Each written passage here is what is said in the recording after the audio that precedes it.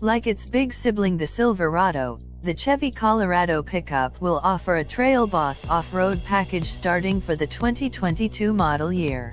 The dealer-installed extra will be offered for $2,995 on LT models and $2,895 on Z71 models, and it includes a suspension lift, different wheels, skid plates, and a few visual modifications similar to the AT4 trim level already offered for its mechanical twin, the GMC Canyon.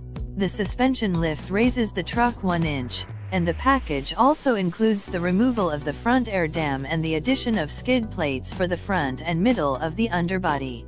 Other add-ons include red tow hooks, black badges, and 17-inch black wheels taken from the full-blown ZR2 off-road model.